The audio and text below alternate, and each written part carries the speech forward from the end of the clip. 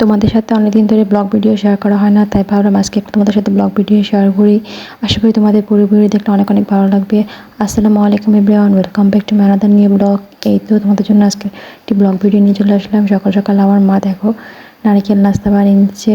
আমি দেখছিলাম আর ভিডিও করছিলাম। আমি অবশ্য নারকেল নাস্তা বানাতে পারি না, দেখো কত সুন্দর লোক এসেছে। আমি মজা মজা করে খাচ্ছিলাম ঘুম থেকে উঠেই। তারপরে তো একটু দুপুরের দিকে 12টার দিকে একটা পেঁপে কাটছিল আমার আন্টি। পেঁপেটা অনেক কড়া মিষ্টি ছিল, আমাদের গাছের পেঁপে, আসলে গাছের জিনিসের স্বাদটাই আলাদা। তারপর ভাবলাম মাকে একটু কাজে এগিয়ে দিই।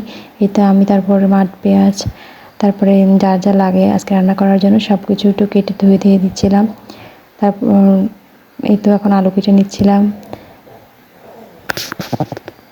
আসলে বাড়িতে তেমন কোনো কাজকর্ম করা হয় না, সারাদিন শুয়ে বসেই কাটি, তাই ভাবলাম আজকে মাকে একটু সাহায্য করি।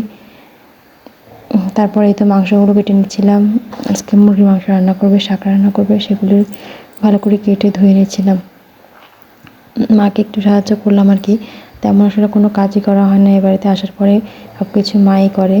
আসলে না করতে করতে মানে আমার আসলে করতে ইচ্ছে করে না। মার রান্না করা হাতের খাবার খেতে স্বাদটা আলাদা, নিজের রান্না করা খাবারের মধ্যে কোনো স্বাদই খুঁজে পাই না।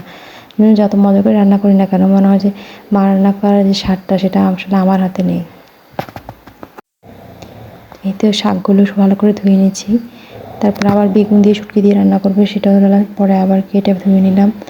এই তো তোমাদেরকে দেখাচ্ছি কী কী রান্না করবে। মুরগির মাংস, বেগুন, শাক, তারপরে এগুলো রান্না করবে। আসলে আমি লার্কের চুলা তেমন রান্না করতে পারি না, গ্যাসের চুলা রান্না করতে অভ্যস্ত হয়ে পড়েছি। এই তো মা এখন রান্নাটা বসিয়ে দিয়েছে।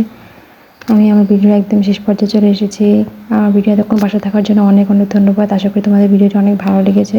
ভালো লাগলে অবশ্যই লাইক সাবস্ক্রাইব করে পাশে থাকবে। আল্লাহ হাফেজ।